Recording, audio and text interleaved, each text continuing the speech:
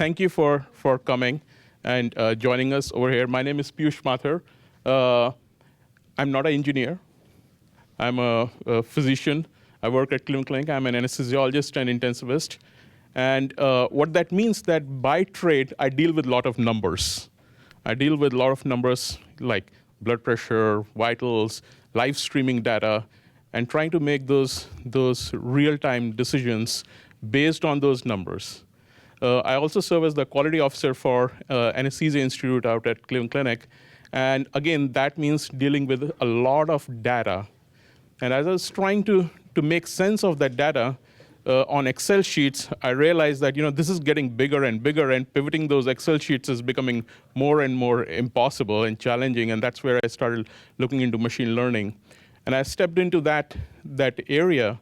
I realized, wow, this is an amazing field. And as I started my journey in learning about it, I found that there were a lot of other people, a lot of my colleagues who were trying to make that journey. They were trying to understand and learn what is machine learning and how it can be applied to healthcare. And that was the origin of BrainX Community. I said, well, why don't we start a community? Why don't we build a community so that we can all work in this together? And it was founded last year, 2018, in May. Now we have 1,300 plus international members. The easiest way to join us is through LinkedIn. There's a web page, and I'll show you some of the characteristics of that. And it's just been growing 100 members per month. And there's been such a great interest. One of the thoughts we had, why don't we do some live sessions? Monthly live sessions is what we have been holding here in Cleveland, mostly at Cleveland Clinic.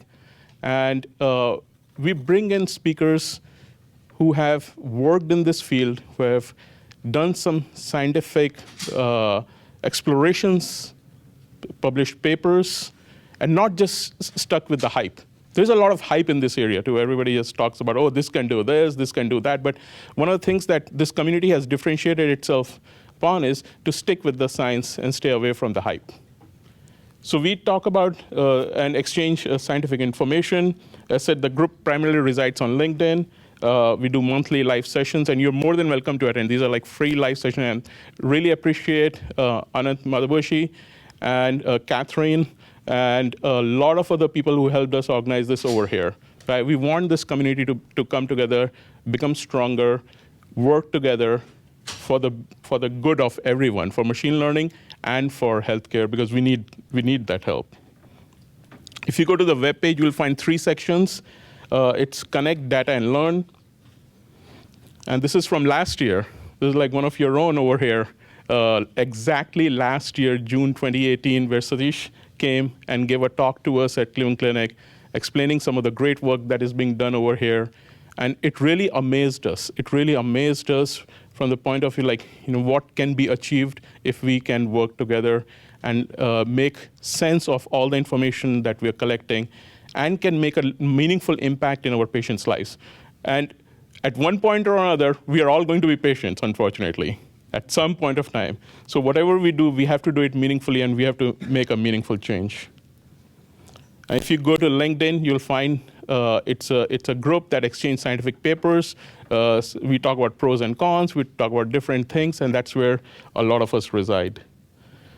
Created this Learn area where some of the articles that are shared by many community members in this group are posted over there so that you can look. They're categorized based on different medical specialties. So far, these are all medical specialty-based articles, but of course, the methodology is very important to us, and that's what a lot of us look into all the time.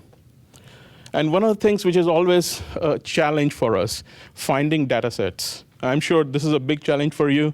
So if you go to the data section on BrainX Community webpage, you'll find a list of all the healthcare repositories, healthcare data set repositories, which are open source. So if you're looking for an MRI data set that is open source versus, say, an ICU data set, which has which has text as well as vitals and other numerical variables, you'll find that over there. There are all kinds of data sets over there. These are all primarily open source, so you should be able to access them. They might have some data use agreements that are required, but primarily these are all open source so that we can all work together and learn together. Again, sorry it didn't come the right way, but My email is there. If you have any questions, please join us.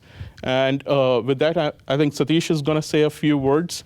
But I really appreciate you all sparing time at the end of the day on a beautiful evening, coming here and joining us here, and some of the great speakers who we have who contribute to this. And we don't pay them anything. They do it for free, so goodness of their heart. So thank you really, really, Ashish, Rakesh, and Sharona for doing this for us. So thank you. Satish.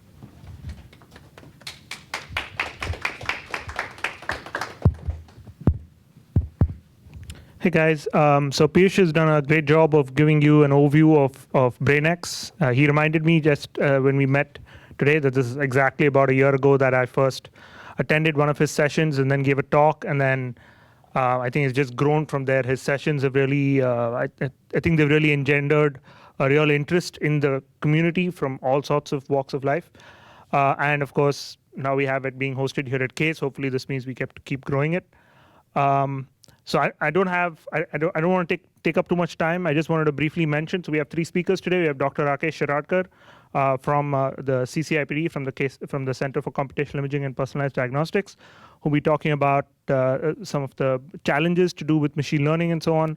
And then of course we have Dr. Ashish Khanna, who's now at Wake Forest, and we have Dr. Sharona Hoffman from here at CASE, who'll be talking about some of the privacy and ethical issues of AI. And of course, I'd like to once again give a shout out to Catherine and Piyush for pulling this together. I think this is really exciting. We're also being live streamed, so hopefully we're seeing lots and lots of hearts on Twitter. With that, without further ado, I'd like to invite. Well, hello, everyone. And thank you, Piyush. And thank you. This is a wonderful opportunity for me to come in here and speak to you all a little bit about more from a clinician's perspective on big data. Just a little background here. I'm an anesthesiologist intensivist like Dr.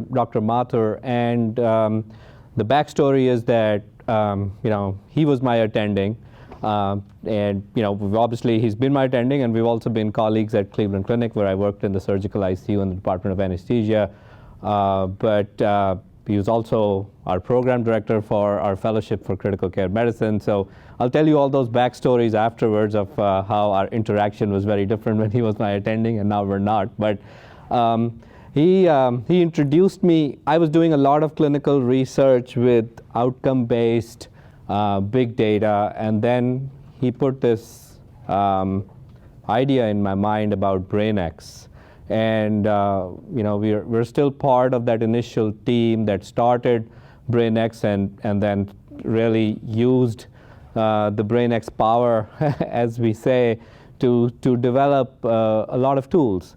But Piyush has really carried this forward and has gone leaps and bounds, as he doesn't admit himself. But now the BrainX community is the world's largest social media collection of individuals interested in artificial intelligence, machine learning, and big data. And that is no mean feat for something that just started less than a year ago in terms of its presence on LinkedIn. So kudos to Piyush for that, and for doing this without any intramural or extramural funding is certainly phenomenal. Anyway, I am here today to talk to you all about the healthcare challenges of artificial intelligence and machine learning. I did most of my clinical research when I was at Cleveland Clinic. I am now at the Wake Forest School of Medicine in Winston-Salem, North Carolina, and I'm trying to engage that institution, that university also in all of that big data research. The true big picture is that big data research these days is no longer limited to a single institution, and anyone who says I can belong to an institution and just do research all by myself is really fooling themselves. It's truly a collaborative effort, and what we're trying to establish is a group of like-minded individuals who are all working in the same direction. A lot of my talk today will focus on really the medical side of things. I will speak to what is it that we're doing, and then I want this audience to tell me how they can help us, because we're struggling. We're struggling with big data analytics because of some reasons I'll tell you as I go on with my talk. But please tell me if at some point I tend to go into the deep end a little bit about medicine, I can come back and simplify things. And we'll obviously have questions at the end. Some disclosures. So I'm an anesthesiologist by clinical trade. That's what I did as a primary residency. Then I did critical care fellowship. I can tell you this is, what the anesthesiologist does, right? My wife says, she's a pediatrician, she says you just sit on a stool all day and do nothing. Now, the reality of the matter is that I take great offense to that and I retaliate, but the answer also is that modern day anesthesia is so safe that the mortality rates are hard to quantify. There was a time 50 years ago you went in for surgery, you didn't know whether you'd come back alive. There was freak accidents during surgery all the time. There was drug reactions. There was random things that would happen to the anesthesia machine and people would crash and no one would know what happened. Modern day anesthesia though, on the other hand, our machines are so safe. Everything is so automated. It's like a supercomputer that's looking after you. Clearly, it does need a doctor, by the way, to help out. But we're reaching a point where I almost envision that I could, do this sitting at home and do it from a distance and still be able to control all of what we're doing today. Despite the fact that we're operating on patients who are way sicker and our surgeons are cutting open and we are still helping them put things back together and these patients are going home. So what is the problem? The problem in my world is the postoperative period. So anesthesiologists are now perioperative physicians, and especially I do critical care. I'm very interested in the postoperative period. The postoperative period is a real problem. People die during the postoperative period. That mortality has not changed. If we look at 30 days after surgery as a separate disease entity, it is the third most common cause of death in the United States, only after malignancies and diseases of the heart. So clearly there is a miss between the intraoperative and the postoperative period. And that's where big data comes in, because a lot of our complications occur during the postoperative period. People go to the floor and they get hypotensive. Their blood pressure falls and they get hypoxemic, which means they have low oxygen saturation in their blood. And all of this is common, it's profound, it's prolonged, and hard to predict, at least based on what we're doing today. And in-hospital mortality of almost 40% to all of our acute events that happen on the floor. And again, a lot of heart attacks, a lot of acute myocardial events happen on the floor all the time. Just a little number here. I have a mouse, so maybe I can, okay. Well, having some technological difficulties, but anyway, I want you to look at these numbers. These are important numbers. This is registry analysis from something called the Get With The Guidelines registry. It takes into account all acute events that happen across hospital systems that are registered with this data collection service. In the year 2012, they estimated nearly 44,000 plus acute respiratory compromise events in hospitals across the United States. When these events happened, patients had a mortality of nearly 40%. This mortality was way more than mortality in patients who were in the ICU or other monitored environments. Then I come to the flight data recorder analogy. Now, this gets interesting. I often ask my audiences, if you all were to get on an airplane and the pilot were to come on and say, we have the most modern, safe, great aircraft today, we're going to get you from point A to point B. I do not have a flight data recorder though. And I will not be able to record anything that goes on in this flight. I also don't have automated instruments. I'd have to manually log in everything, my altitude and everything else that I'm doing. I promise you I'll get you from point A to point B, but I have no automation on this flight. How many of you would stay on that flight? How many of you would get off the flight? How many of you would stay on the flight? You really want to get to Vegas. It's winter time in Cleveland. You'd stay on the flight, right? Looks like the rest of you would get off that flight. Not a Boeing 737 with software. Yeah, right? Sometimes software is bad, right? So sometimes automation is really bad. Looks like what I'm guessing here in the audience is most of you would get off that flight, even though you got a really good $200 airfare to Vegas in the middle of December. But anyway, I'm happy you do that, because what we are doing to our patients on the general care floor today is exactly this. We do not have flight data recorders for our patients on the general care floor. And this is not speaking to a hospital system. This is what we're doing across the world, by the way. Our patients go from the ICU, from the post-anesthesia care unit to the general care floor, where nurses and healthcare providers check in on them every once in a while, 4 to 6 hours. They record a set of vital signs and they go away. There is no continuous monitoring of data. So acute events happen, and we respond to those acute events, but we never really know what happened. We're all speculating. We all look at everything, and then we go back in time, and we're trying to think what happened. Then we do a battery of tests on them and try and figure out what happened. And we have a lot of downstream effects for people like me in the ICU who get called at 2 o'clock at night where your patient suddenly crashed on the floor. So we have a lack of flight data recorders for everyone who enters into a hospital, where we really need to do that. And data suggests that code blue events don't happen out of the blue. All of the monitoring, if we were to apply continuous monitoring to patients, we would see that 60% of patients have at least one abnormal vital sign at least a few hours before an acute event. And only if we would catch those abnormal vital signs, we would be able to intervene proactively. There is also a stepwise increase in mortality. I'm not going into great details here, but when physiological vital signs change, like heart rate and respiratory rate, there is a stepwise increase in the odds of harm as those vital signs become more and more abnormal. The problem again is we are catching them in snapshots of time, so we're not catching them at a point where we can do effective pattern detection. And like I said, monitoring and survival makes a difference.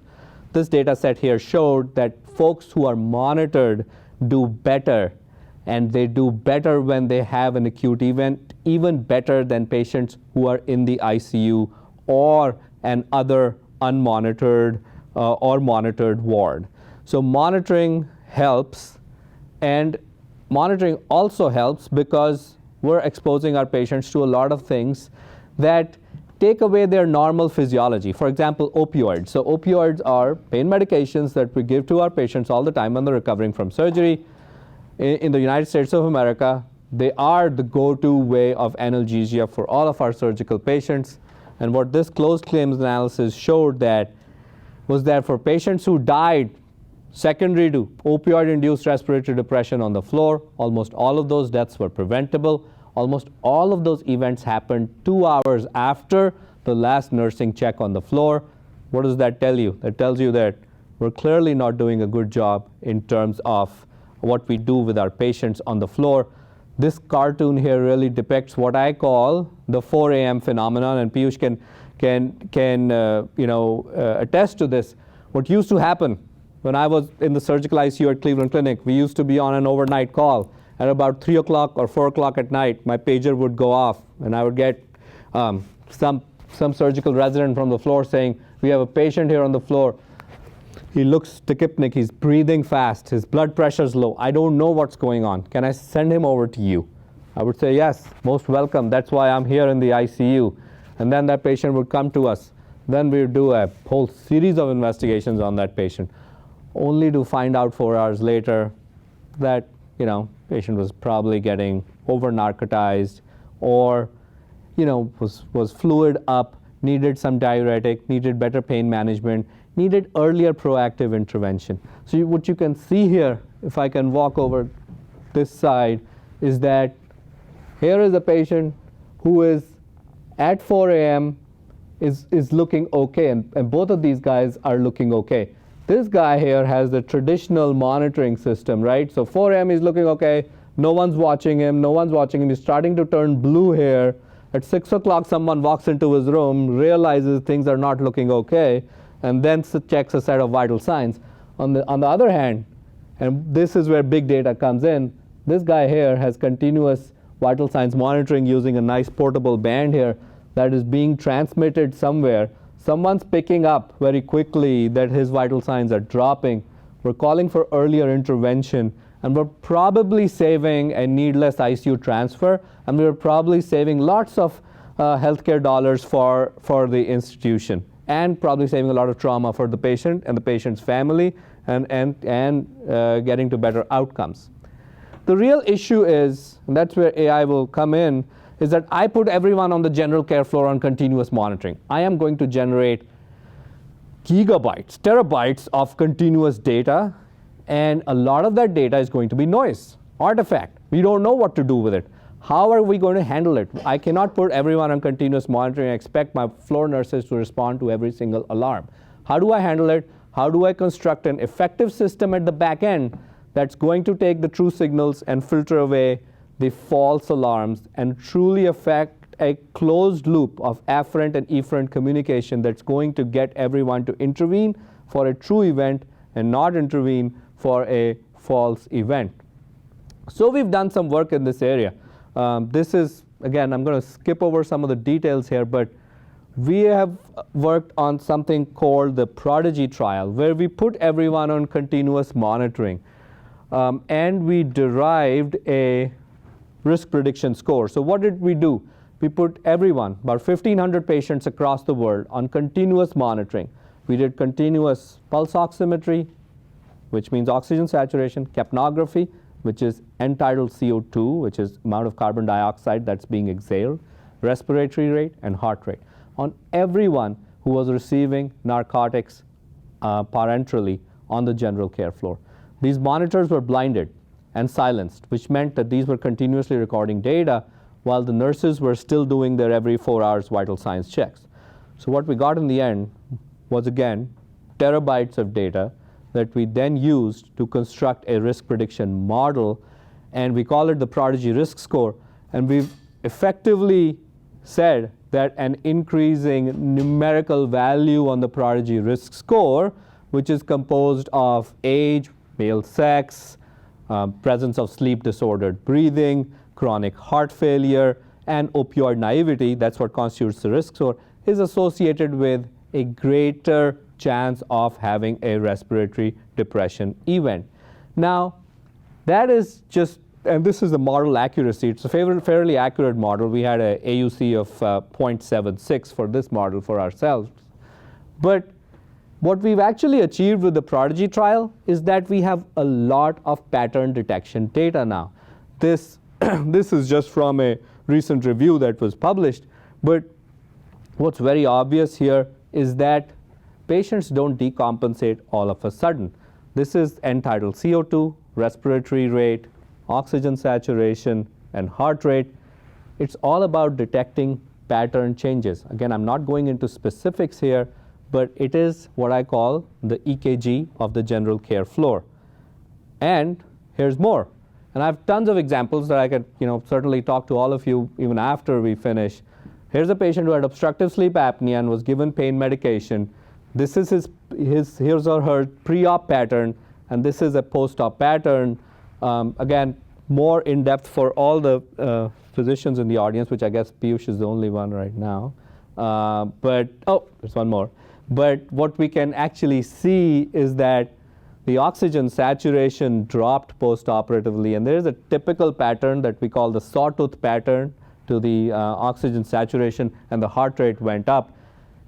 We are not detecting this because we don't monitor our patients continuously, and I wish we did, because this patient is likely to fail at some point, and we're likely to get into a code blue event.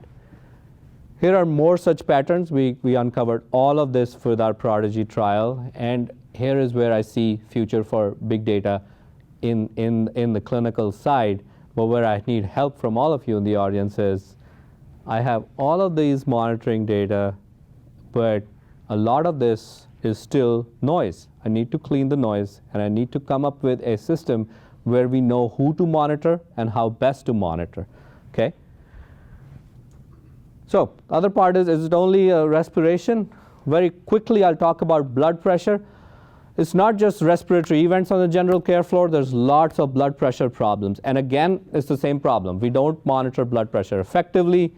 Dan Sessler, who's my research mentor at Cleveland Clinic, showed with a lot of elegant data sets. One of them is the POISE-2 trial, that patients who get hypotensive on the general care floor have a 3 times higher risk of mortality compared to patients who get hypotensive intraoperatively and or on post-op day 0. And again, here is another way of showing the same thing. The red bar over there is post-operative hypotension from day 1 to 4 compared to hypotension intraoperatively or immediate post-operatively.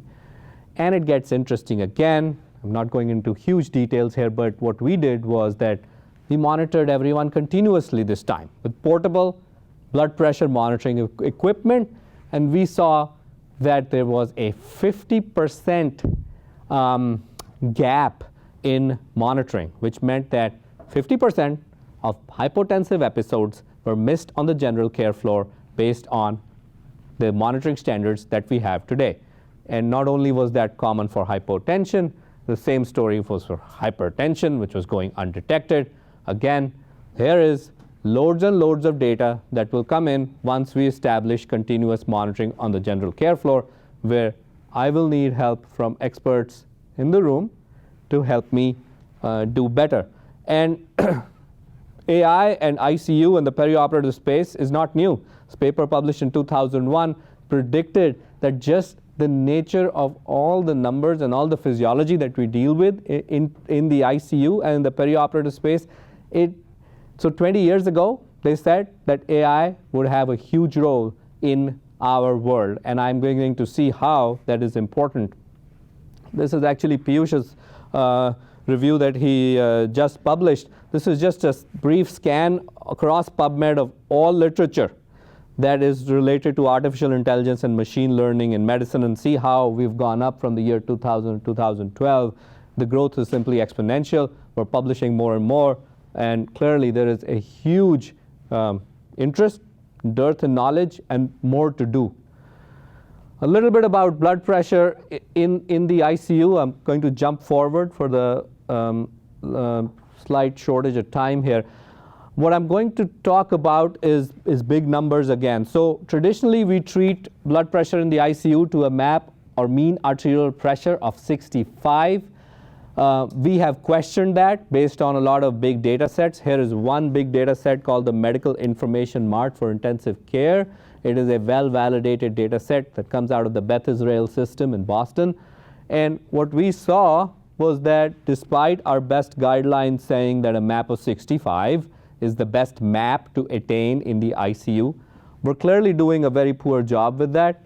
All of that big data put together told us that nearly 2/3 of our patients are still under a MAP of 65 in the ICU, despite our best efforts and despite knowing our guidelines.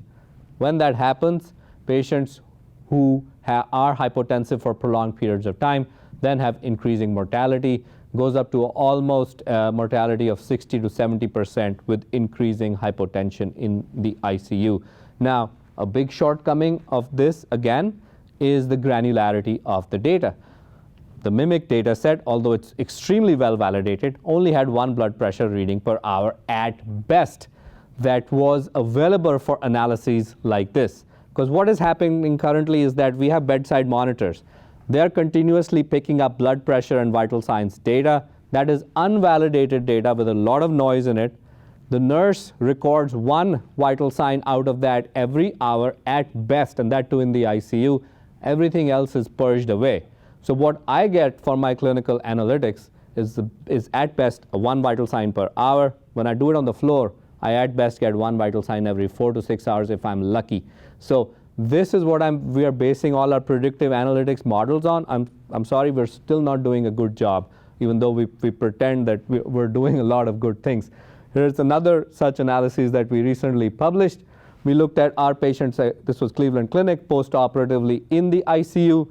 Again, we established that with every 10 millimeters or so fall in blood pressure, the chances of mortality, myocardial injury, and acute kidney injury went up significantly. But again, what I had at best was one blood pressure reading per hour to help me derive these prediction models. So a lot needs to be done. Here is 9,000 patients across the United States, another predictive analytics model. What we had for our exclusion criteria for this one was at least 2 blood pressure readings every 5 hours. So you can imagine the lack of granularity. A lot can happen in 5 hours. Clearly, I don't have enough blood pressure readings. We're still able to publish it because we have tons and tons and tons of patients, and there's nothing else like that out there right now. But there is room for tremendous improvement, and for someone to come to me and say, I have something that can really help you draw blood pressure at the bedside, get yourself clean blood pressure readings, store it, and then come up with a nice machine learning model for developing hypertension thresholds in the ICU. And we're doing more work. We're also making some models that will help us understand if you intubate a patient, blood pressure falls, what are some of the risk factors that can predict all of that, again, based on non-granular data. So a lot of interesting things to talk about, but as I've said here, we are not quite there yet in terms of defending blood pressure in the ICU and in terms of doing trials that will help us defend blood pressure in the ICU. This is a very nice depiction here by Dan Sessler, who wrote this editorial. Clearly, there is a need for an artificial intelligence engine on the floor where all of these vital signs can come in along with the electronic record and lab results of a patient, and someone can sit at a command center and really drive back that and close that loop. I put this picture in here to say that we owe it to our future generation. These are my children, my identical twins. I'm the elder one, who looks like he's just graduated from college, but he's not, just graduated from preschool. But we owe this to our future generation, that we get our eyes on our patients. We get them continuous monitoring. If Apple can do it with an iWatch, we can do it, right? We can do it in our hospitals, and that will help people like me do a better job when we conduct our big data set research. I need better data because prediction of all harm starts at home. I mean, big data is not helping me with that. And then very finally, I know I've run out of time, but very finally, if any one of you come to Winston-Salem, I invite you to come visit the Wake Forest Innovation Quarter. It's really, really nice. It's about, they told me, 300 plus acres of space that is dedicated to entrepreneurs, startup companies, and people like you and me who are thinking of ideas. There is every Thursday evening a full-on meeting with all entrepreneurs where you can talk about your ideas, just throw ideas at them. It's almost like a live Shark Tank. Well, they'll pick up your ideas and probably decide to invest some money and help you all. So if anyone comes in, this is that place. It's called Venture Cafe. Truly, as the name states, it's for people who want to come up with interesting ideas and help, not just in healthcare, but also outside of healthcare. This is just some of the statistics of what they've recently achieved over there. Thank you very much for your patient listening. I apologize, I'm over time, and I'll take questions afterwards.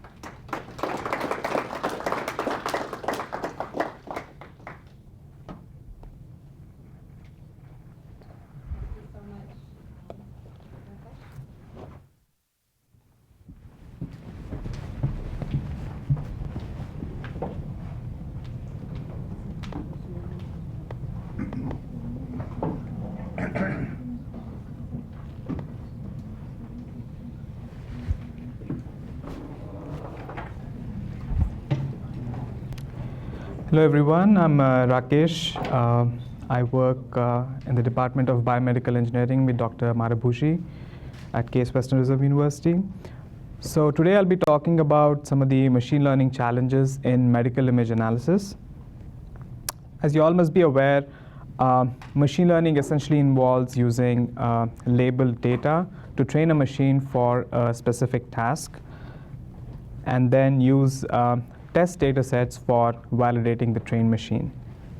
So the labeled data could be of many different types. It could be labeled images, it could be a speech signal, or it could be documents, text, and in the context of this talk, it could be annotated medical image data.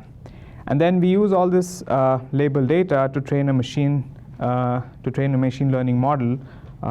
And there are different options for machine learning models as well. Like we could use unsupervised learning, supervised learning methods, neural network, and deep learning methods. And we could so use these machine learning methods to use this labeled data for getting predictions. So machine learning has created a lot of buzz in the medical imaging community. So some of the reasons is that machine learning could help automate some of the repetitive tasks in medical imaging. For instance, segmenting certain organs on imaging, segmenting nuclei on imaging, segmenting different patterns, primitives. So these are repetitive tasks, and having annotated data could help train machine learning models for these tasks. Machine learning could also potentially help in improving reliability and reduce human bias. For instance, reduce inter-observer variability and produce more reproducible results. Machine learning could also help, potentially help mine subvisual information. For instance, quantify subvisual heterogeneity on imaging. Machine learning could also help in collating information from different streams, such as patient history, radiology data, pathology data, and genomics, and merge them all together to make better informed decisions. And finally, with increase in computational power, availability of high-performance computing clusters, we have the hardware much more ready right now for deploying machine learning models. So our group and several other groups have shown that machine learning to be promising in several medical image analysis applications. So for instance, here we have shown machine learning to help differentiate HER2-enriched and non-HER2-enriched subtypes on breast cancer. We've also shown machine learning to predict recurrence in early-stage non-small cell lung cancer. We've also seen machine learning help predict prostate cancer biochemical recurrence using pre-treatment imaging. And also for brain tumors, machine learning has shown to be helpful in differentiating radiation necrosis and tumor recurrence, which have a very similar appearance. So as I've shown in my earlier slide, so this is the basic machine learning pipeline where we have labeled data to train machine learning and test data to validate the trained machine. So if I expand this pipeline a little bit, we have a few more blocks here. So we have data acquisition, annotations, and then there is feature discovery, and then machine learning training, and then prediction analysis. So there are challenges associated with each of these blocks in the pipeline, and I'll be touching upon each of them in the remainder of my talk. So with respect to data acquisition, so most of the machine learning studies right now are retrospective, and for this we need anonymized data. So we have several public databases available, such as the TCIA, the TCGA, ADNI, and so on and so forth. But these may not always be useful, so for certain specific problems we need to carefully curate the data from medical institutions. And there are challenges associated with this. So first is costs, which need to be accounted for anonymization. And there are also challenges associated with software.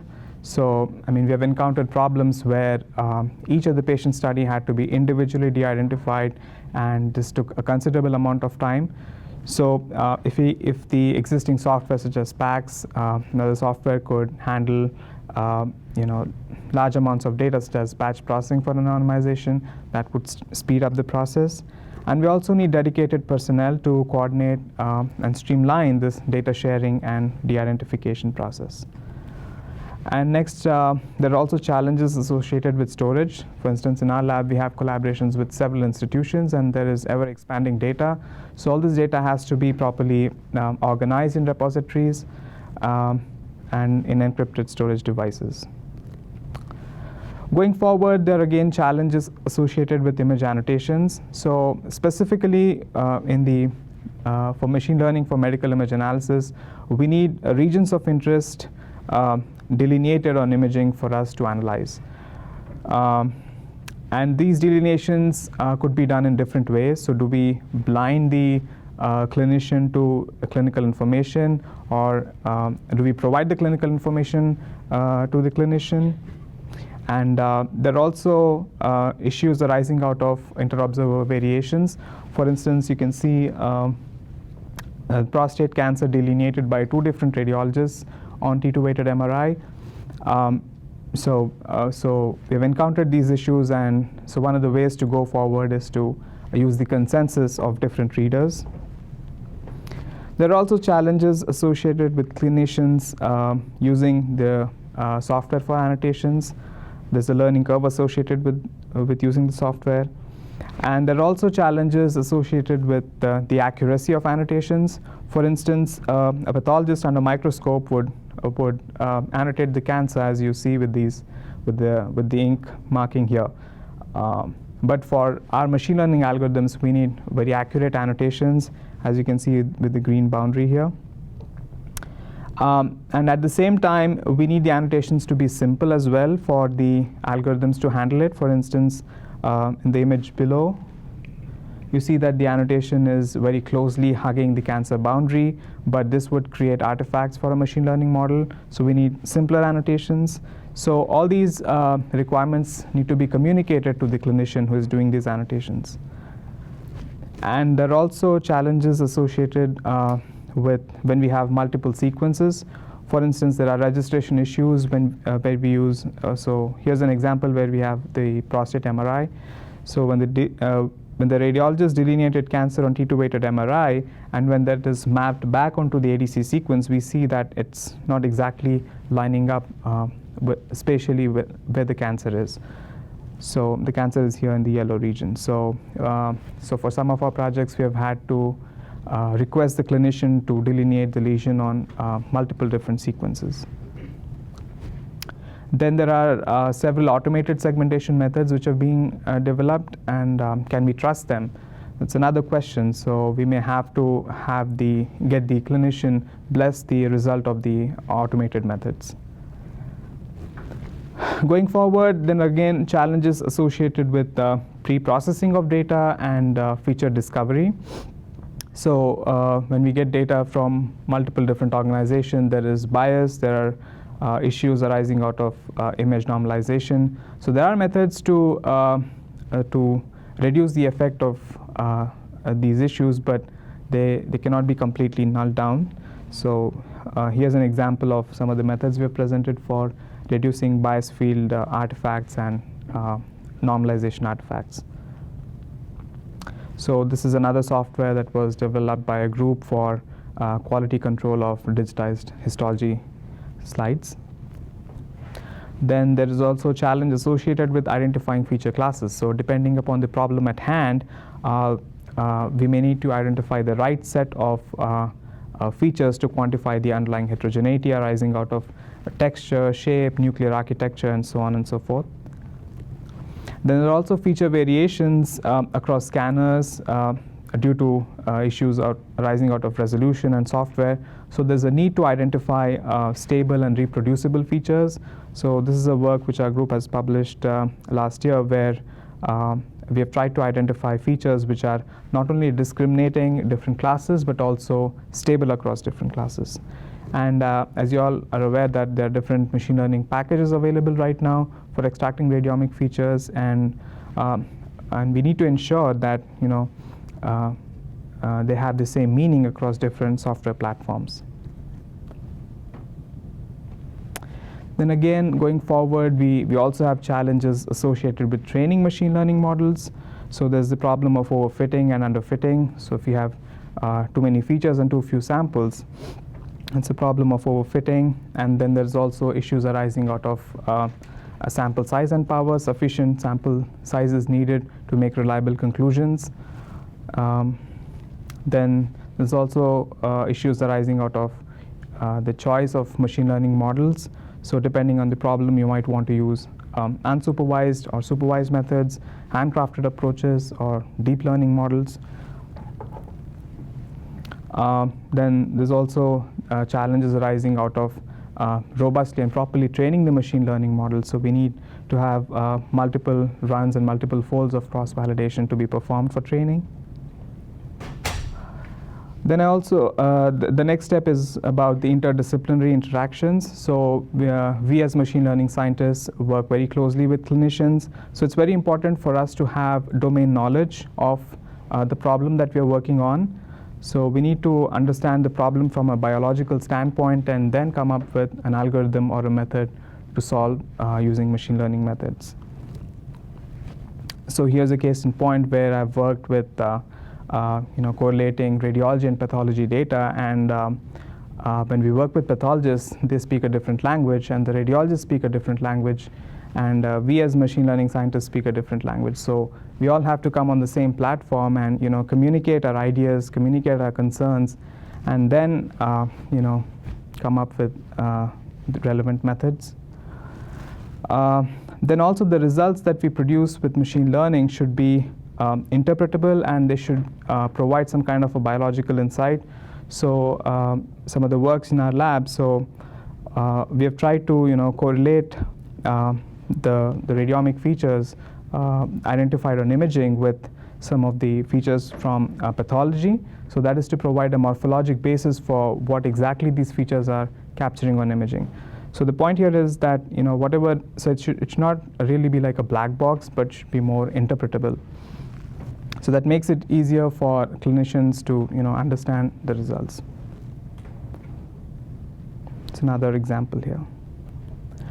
So going forward, so these are some ways some of these challenges could be addressed. So with respect to data acquisition, so I think the process for data anonymization and data handling should be properly streamlined. And we need well annotated, well curated data sets for training models. So potentially provide documented guidelines for clinicians for annotating data sets. And we also need to account for variations in image data across different scanners, so for the methods to be robust across sites. So there has to be quality control.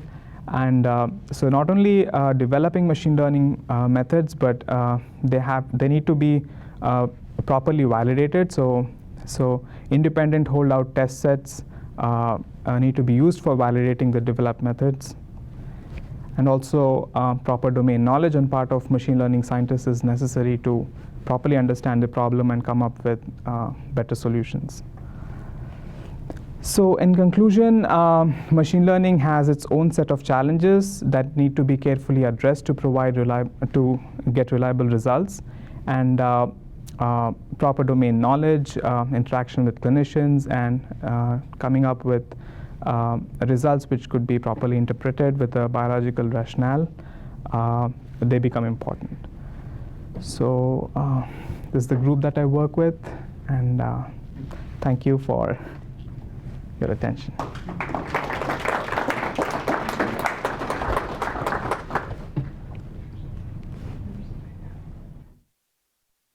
Okay, so I'm going to be talking about the ethical and policy implications of artificial intelligence. And I think this is an area where we're not doing enough work. We're embracing AI very enthusiastically, but perhaps without enough thought to the ethical implications. So I'm really glad to participate in this program today.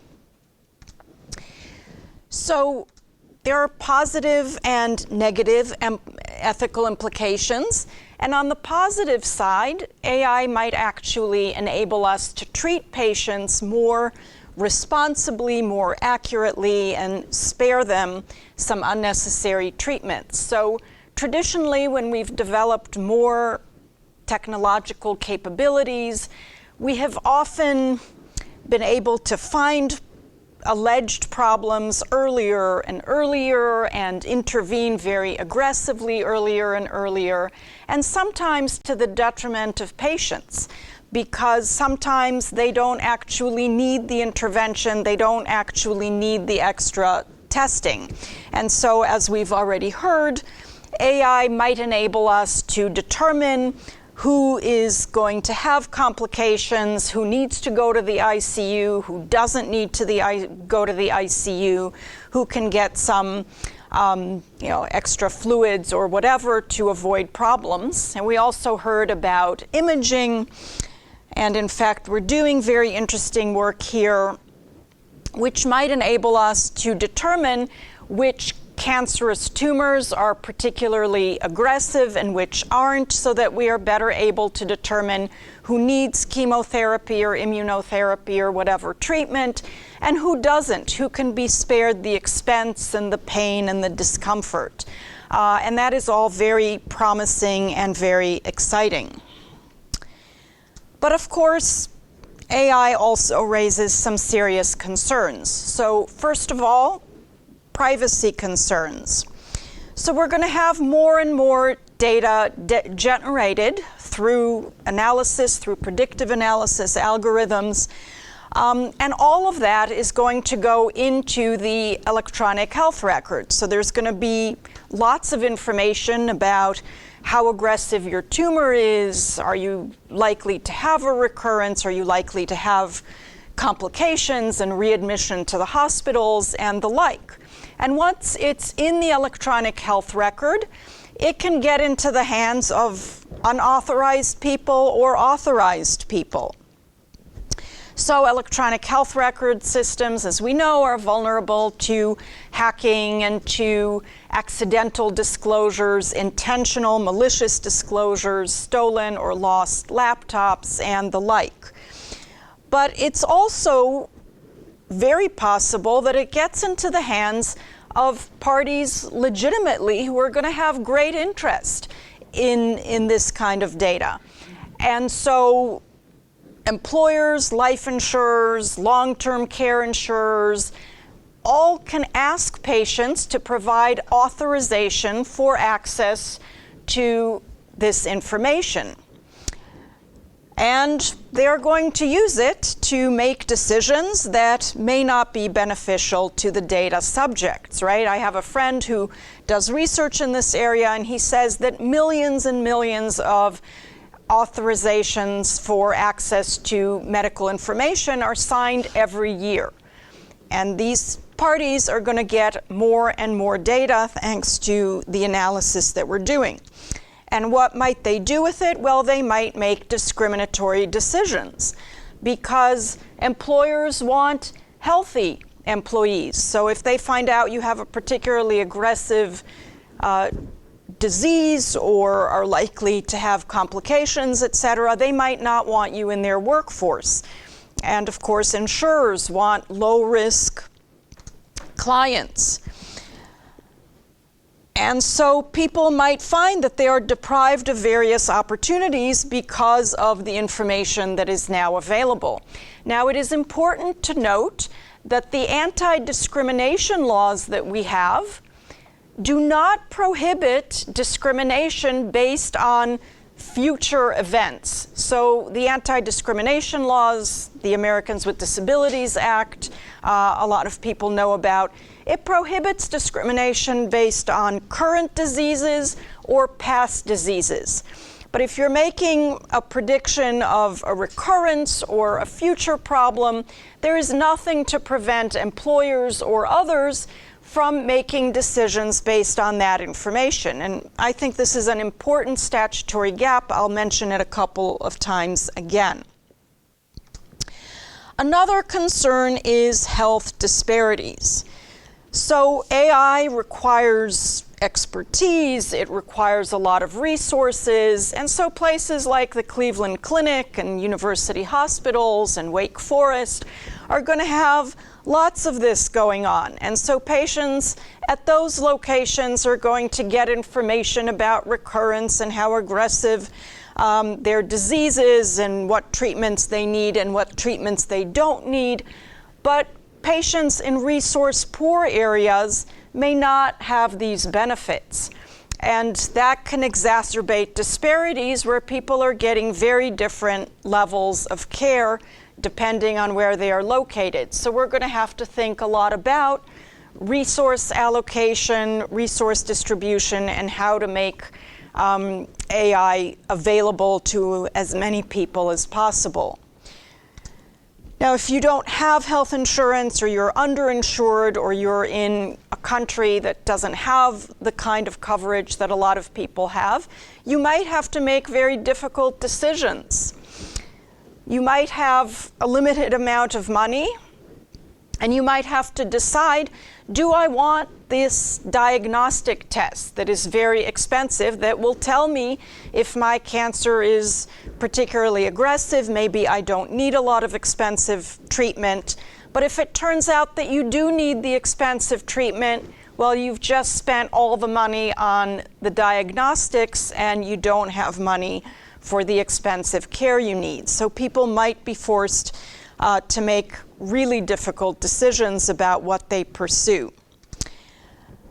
And another problem is that one of the inputs that might be very relevant is race, because we know that certain racial groups, ethnic groups, tend to have more aggressive cancers or certain types of cancers, higher blood pressure, and other problems. And so it's a relevant variable if we're trying to do predictive analytics. But the more we focus on that, the more we might reinforce stereotypes. The more people might start thinking, yes, certain groups are more diseased than other groups, certain groups are harder to cure, certain groups are biologically inferior. And we had these discussions when genetic testing emerged, when we found that BRCA1 and BRCA2 are particularly prevalent in Ashkenazi Jewish communities. We thought a lot about what does that mean? Is that going to reinforce biases and stereotypes? And I don't think we're having the same discussions about AI because it's too exciting and tempting. And yet this is of interest to me. I have a paper coming out late this year in the North Carolina Law Review, which I called "What Does Genetic Testing Teach About Predictive Health Analytics?" Now, the problem is particularly acute when we're talking about long-term care predictions.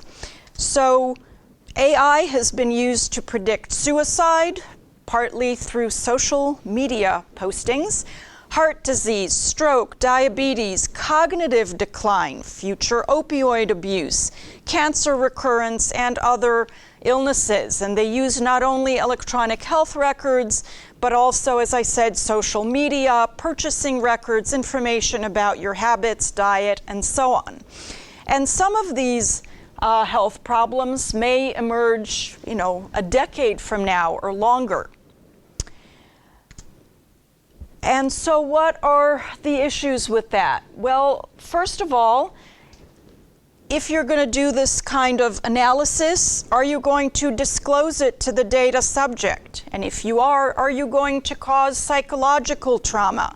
I don't think I want to know that 10 years from now I'm going to develop cognitive decline. And if we are going to disclose, we need to provide support, we need to provide counseling, we need to make sure that people understand the diagnosis and are digesting it properly. And yet we're not. Again, with genetic testing, we have a whole new career, genetic counseling. We are not doing the same thing for AI. Privacy and discrimination, I've already talked about those. But again, no law prohibits an employer, an insurer, anyone else from discriminating against a healthy person because of a belief that that person will develop a disease in the future. Why? Because these laws were written in the 1980s, early 1990s. We didn't have those capabilities. But now that we're developing them, that is a big problem, and we may well start seeing new types of discrimination. And of course, there are erroneous predictions, right? We just heard about the problems with imaging, about the problems with too much noise, and other errors. And so how much can you even trust these predictions? Are you going to ruin somebody's life telling them you're about to develop cognitive decline when that's not true. So the training data can be of poor quality if we're using electronic health records. They are full of errors in many cases. The data can be biased. It can be drawn from too small a group. I heard a lecture at Yale, and they said, well, we use Yale Medical School patients, but those are not representative of the population of the United States as a whole. So is that the case? Is your algorithm not generalizable? If so, your predictions might be erroneous. And they've done all sorts of studies about erroneous predictions. So in one case, researchers used fooling images that were unrecognizable to the human eye. They were nothing. But deep neural networks believed with a high degree of certainty that these were concrete, familiar objects. In another case, Amazon tried to develop an algorithm that would help it decide who to hire, how to identify the best candidates. But the training data was CVs that were submitted primarily by males. So, surprise, surprise, the algorithm came out with male candidates are always preferable to female candidates, which is absolutely not true, by the way. The physician-patient relationship, and I've heard doctors talking about this. Is the physician going to become unnecessary? Are we simply going to be inputting data into the computer? An algorithm will spit out a diagnosis, treatment suggestions or treatment instructions, and there's no room for the physician. Now, nowadays, because of the likelihood of errors, we still need physicians to do a lot of work and interpretation. But in the future, will that remain the same? On the other hand, because of the possibility of errors, will doctors trust the AI? Will they really have the courage to withhold chemotherapy if the computer tells them to withhold it, even though they would ordinarily provide the chemotherapy? On the other hand, if there is a conflict between what their gut tells them, what their instinct tells them, and what the computer tells them, are they just going to suppress their instinct and always go with the computer because the computer is supposed to be smarter? And what are all the liability implications of that? Is there going to be malpractice liability if they trust their instinct and not the computer? Will there be malpractice liability if they trust the computer but not their instinct? We are going to have to figure out all of these legal implications. So moving forward, these are just some preliminary, very general recommendations, but one thing that I think we need to do is make sure that the privacy and anti-discrimination laws keep up with technology.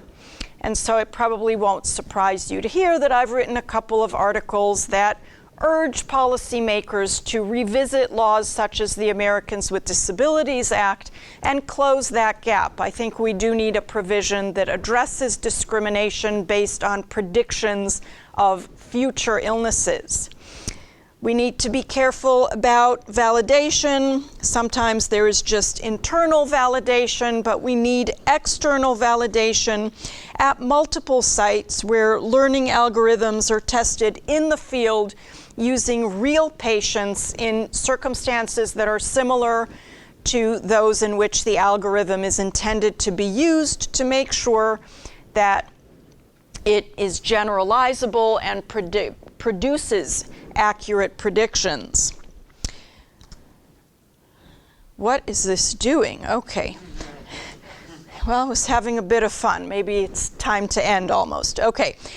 If we are going to provide predictions concerning illnesses that people will develop in the future, I think we do need to make sure that we're providing support and providing some counseling and not just throw at them, you're going to have cognitive decline in a few years.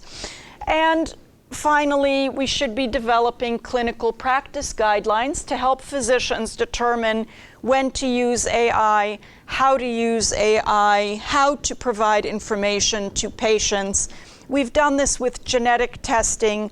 We've done this for other diagnostic tools, and so it's time to focus on AI as well. So I will end here, and we are happy to take questions.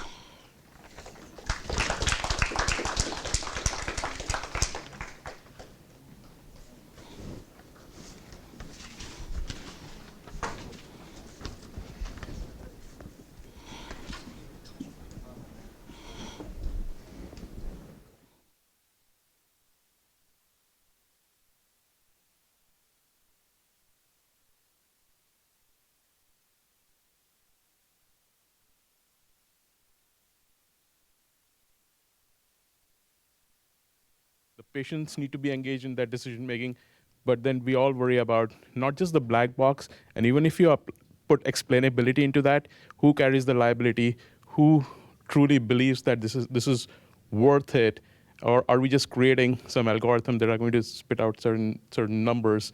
One of my colleagues who's been trying to work on a model to predict mortality, and you might have heard a lot of papers about this. And actually, I can give you a hint. If you want to get a paper published and a magazine article, say you can predict mortality. I don't know why that is such a buzzword. You'll find that every second month, oh, this model can predict mortality, and people get fascinated. It hits headline news. Oh, they can predict mortality. I don't know why we are so fascinated with like prediction of mortality, whereas there's so much more to life than just predicting mortality. I'm just going to invite the speakers here, and we'll be happy to take some of the questions and try to address this. Yes, sir. So, first of all, thank you for the talks. Thank you for your presentations. They were very interesting, especially my wife's. I had to say that. But one thing that struck me is it seemed that most of your anticipated applications or current applications were predictive rather than investigating the causes of things or determining treatment effects. So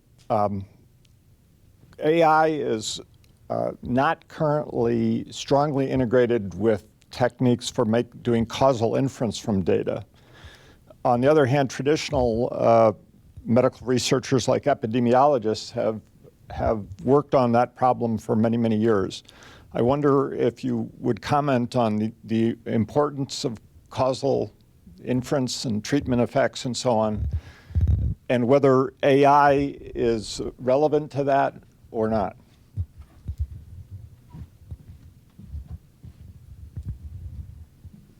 Anyone? So I think that's a very valid point. So most of this big data work is all associative, right? And you know, it's interesting in our world when we write papers based on large data sets. If you read our discussions, you will read a common thread to it that says this is only associative and clinicians should be cautious in interpretation of this data. There's a lot of hidden confounding here, which even the best statistical methodology cannot get beyond. But what I would say is that it helps us get to that next step.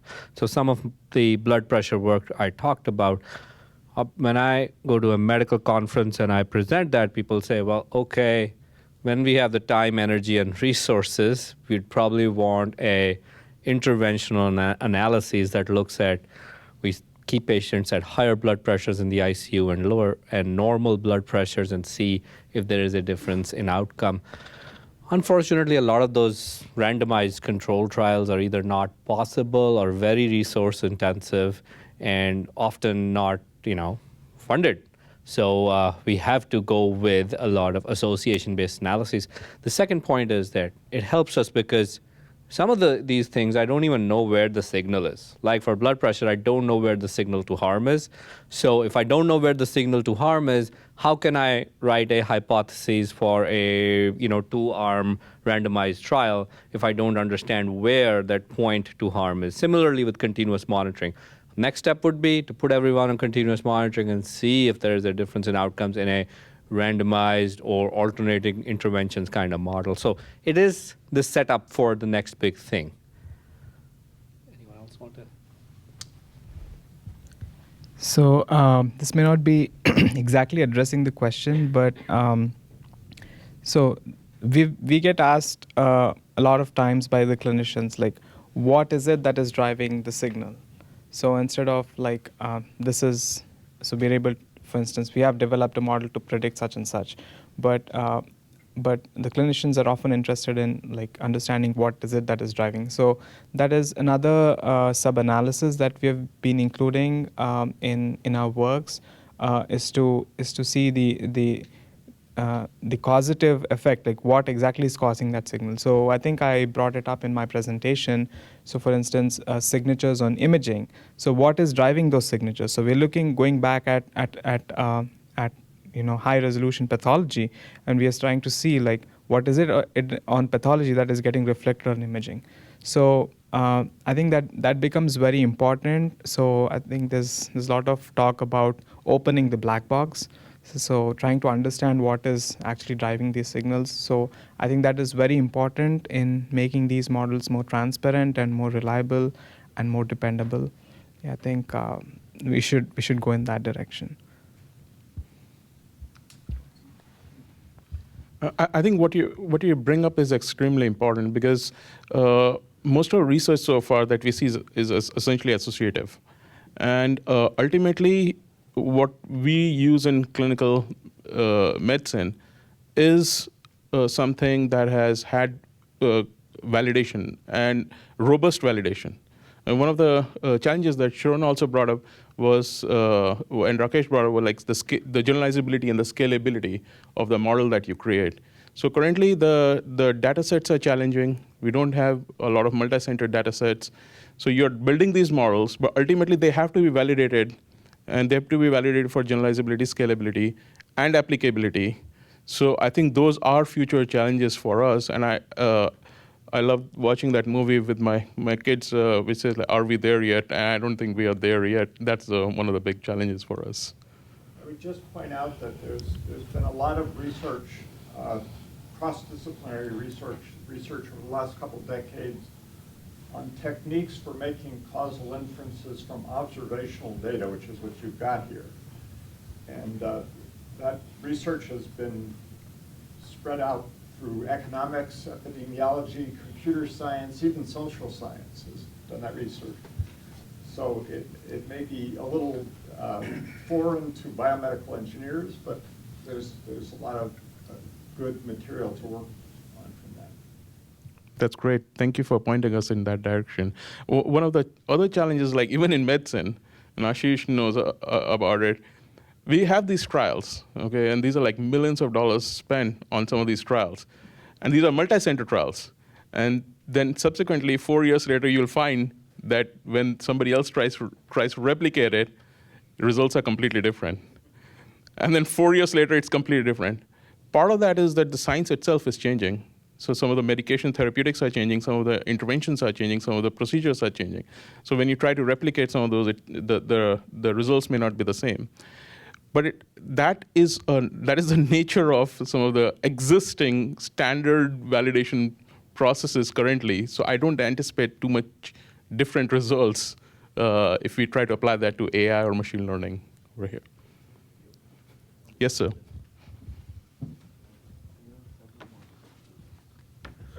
A curious question. Could algorithmic designers who are not licensed in medicine be held legally accountable for their practice of medicine and their designs?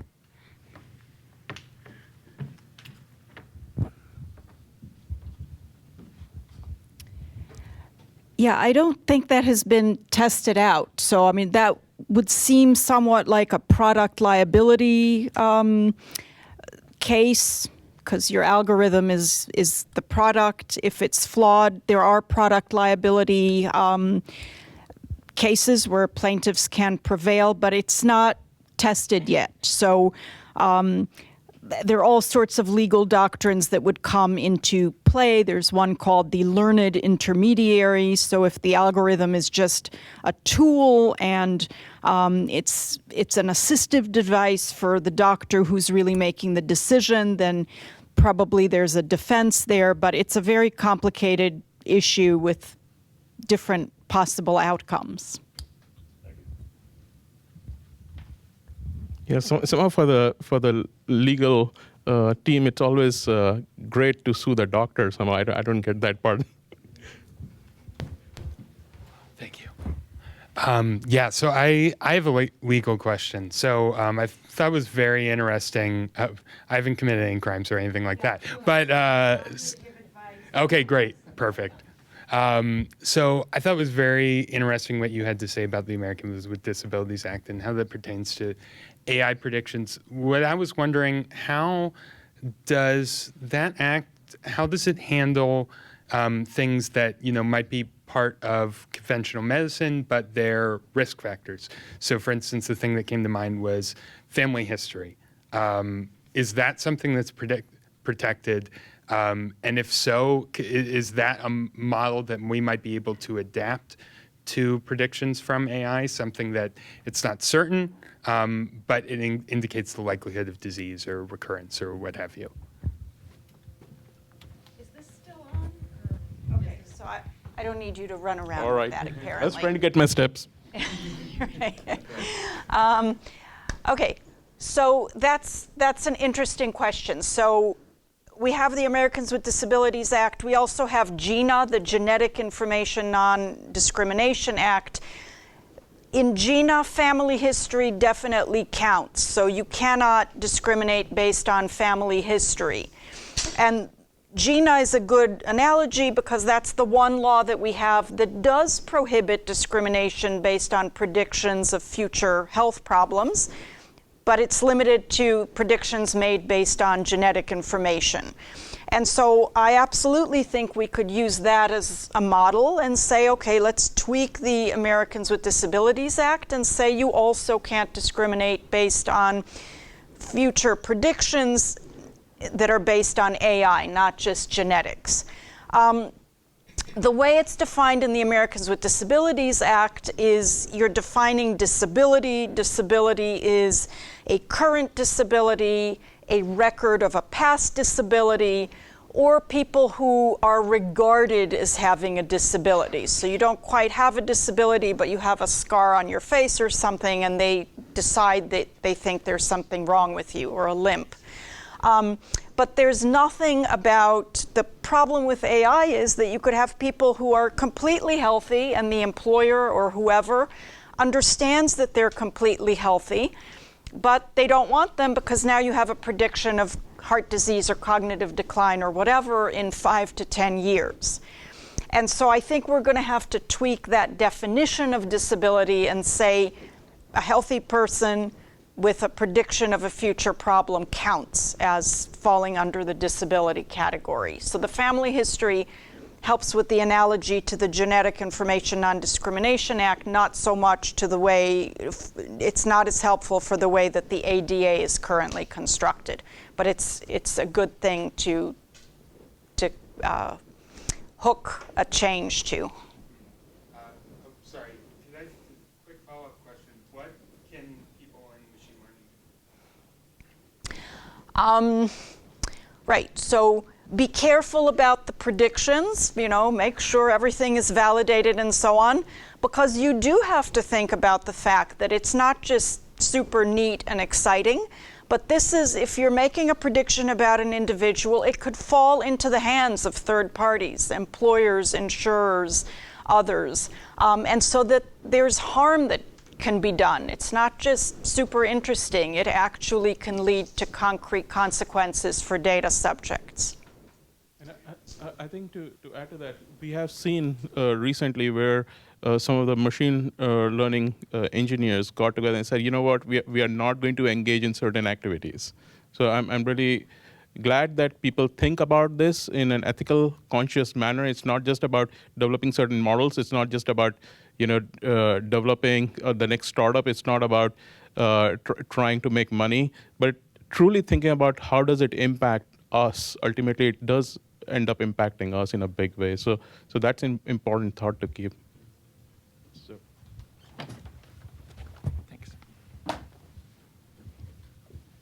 Thank you all for being here to speak with us tonight. I'm a doctoral researcher over at Weatherhead, so my area of research stems toward more financial-oriented issues with algorithmic pricing and ethics and legal implications thereof. But I'm interested in kind of how the European Union has addressed some of these challenges of data privacy, even state statutes, California being a notable poignant example. Could you kind of point out from a 35,000-foot view level, what are some of the things that the EU is doing right now that the United States could emulate in order to close some of those gaps? And secondarily, are there some things that perhaps state statutes are doing to perhaps close those gaps that should be looked at a national level?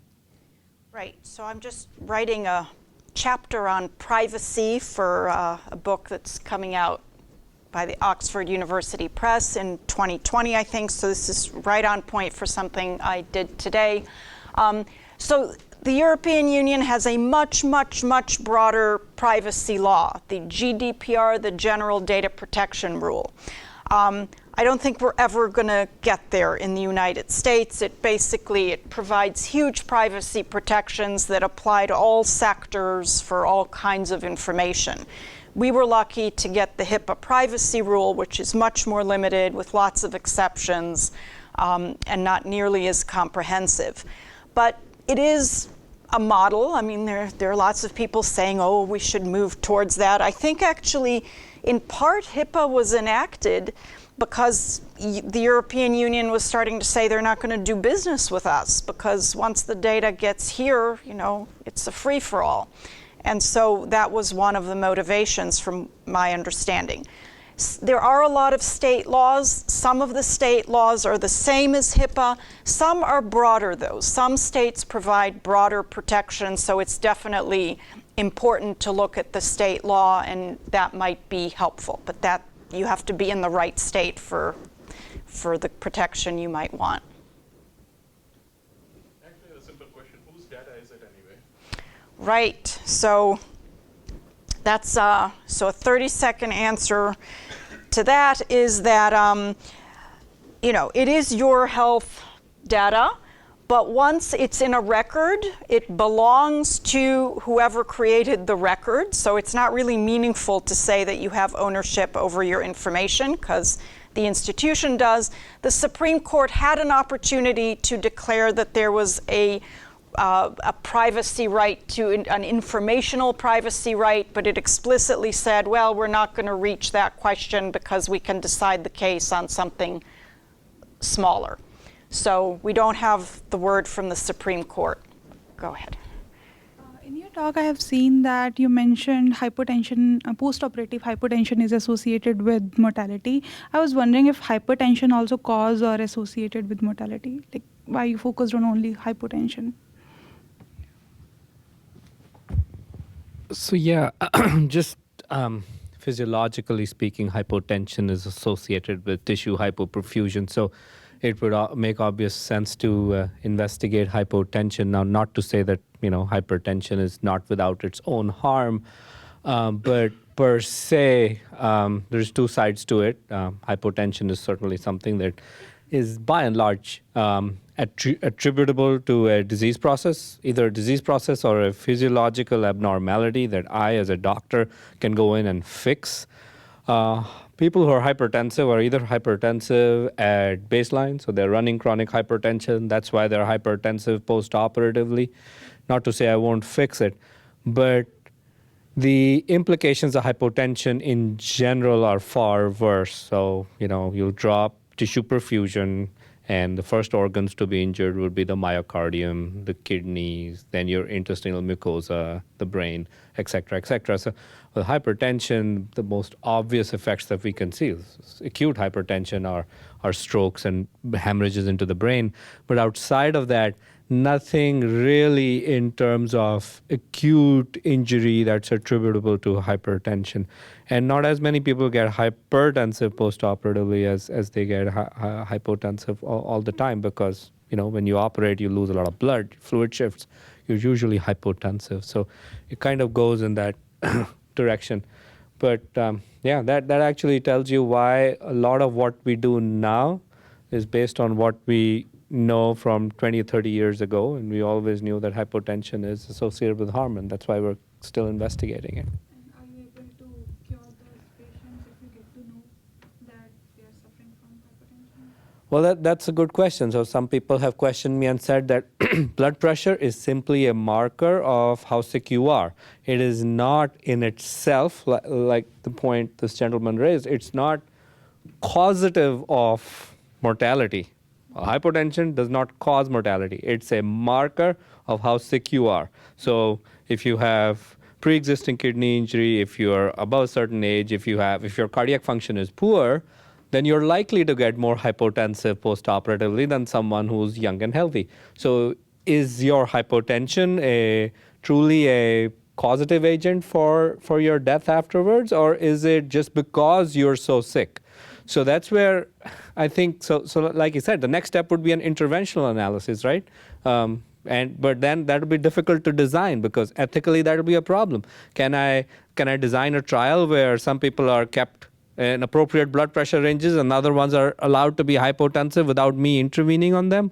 No IRB would allow that, right? So no IRB would allow a randomized trial where I know someone's hypotensive and I won't intervene. Right?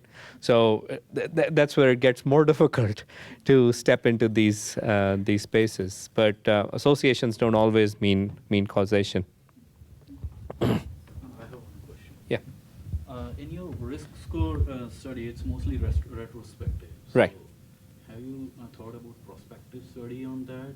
Or because you can always find a risk score on retrospective data, but to actually apply it, even if you have a monitoring system, how will you use that? So the Prodigy work that I did, and I'm sorry I rushed over those slides, that is all prospective observational collected data. That wasn't retrospective. We obviously analyzed it afterwards, but it was collected prospectively.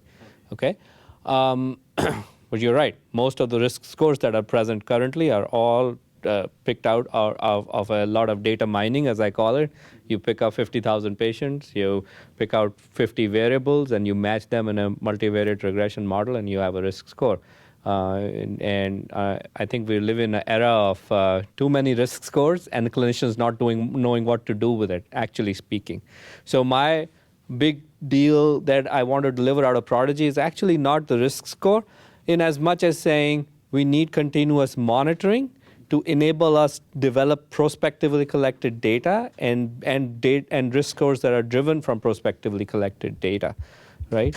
I want to move away from just looking at these large data sets that are existing somewhere that are collected based on administrative data that is largely inaccurate, and then using those to make these risk scores that, honestly, there's like 200 plus risk scores that does just exist in the inpatient world. I don't know if out of all of them we actually use more than 2% of all of those in our clinical practice.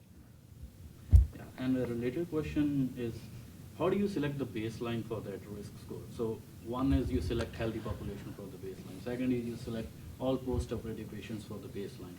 Third is there is causal effect to this, that not everyone will have the same causation for the developed manifestation of, let's say, blood pressure or something else. Right. So how do you select the baseline for general population, post-operative population? You select baseline based on what's currently available in medical literature. So you'll look at how common is, say, post-operative hypoxemia and respiratory depression. That is the general baseline. And then you look at your population and you see if your population being exposed to opioids is more likely. As you mentioned that Bethesda, they have a baseline blood pressure, but that's not correct, right? Well, what I mentioned was that the Beth Israel database shows that we're not doing a good job maintaining blood pressure to that minimum that's required based on available literature, right? So available literature says get your MAP at least to up to 65, but based on what we saw from the Beth Israel data was that our 60% of patients don't even get to 65, right? Now that's not a finger pointing at Beth Israel, that's actually depictive of what we're doing throughout the country, I guess, okay? I think we'll take that last question and close out, and we'll be available for more questions. I just wondered where the good labels come from, or the good annotations. The second speaker mentioned that, but it seems to me AI depends a lot on good labeling, good annotations, and that's often time-consuming human work. So it's sort of the most expensive and most unreliable part of the chain. Any comments about that? They come from the good doctor. I think that's a very valid point. You're always relying on good labels. So I think I mentioned this during my talk as well. So we try to provide the clinician with as much information so that he comes up with a good set of annotations. So that is one. And the other way to look at this is to go to the ground truth.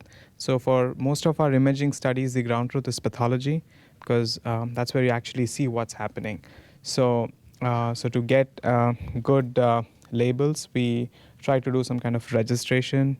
So we identify the corresponding pathology there and map it back onto the imaging, so we get good data sets. But most often, like if the patient hasn't gotten a surgery or if there's no biopsy information, then we have to rely on what we actually see. And yes, we do run the risk of getting bad data there. So just bear that in mind. Yeah. All right, thank you so much once again for being here. And I hope we can have more of these interactive sessions. We can all work together on solving some of these problems for ourselves and our future. Thank you.